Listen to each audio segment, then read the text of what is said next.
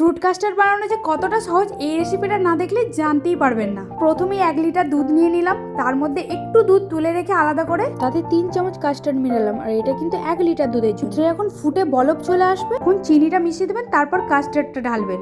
Continuously star করবেন, নাহলে কাস্টার্ডটা তলায় বসে পুড়ে যাওয়ার ভয় আছে। কাস্টার্ডটা গাঢ় হয়ে গেলে সেটাকে নামিয়ে রুম টেম্পারেচারে ঠান্ডা করে ফ্রিজে ঢুকিয়ে রেখে দিন 2 ঘন্টার জন্য বা 5 ঘন্টার জন্য। তারপর মনের মতো ফল কাটুন, দিয়ে কাস্টার্ডের ওপরে টপিং হিসেবে সাজান। তারপর ভালো করে নেড়ে নিয়ে সকলকে সার্ভ করুন। দেখলেন তো কত সহজ কাস্টার্ড বানানো। জানেন তো ইউটিউবে আমি অনেক ভিডিও দেখেছি কাস্টার্ডের, কিন্তু এত ডিটেলসে কোনো ভিডিওতেই বলে। তাই ভাবলাম যে আমার একটা ভিডিও করা যেতেই পারে। জানেন তো বিয়ের আগে আমি কোনো রান্না বান্না জানতাম না, বিয়ের পর রান্না করতে শিখেছি। সেই উদ্দেশ্যে আমি কাস্টার্ডটা বানালাম, কারণ আমাদের বাড়ির লোক এর আগে কখনো কাস্টার্ড ট্রাই করেনি।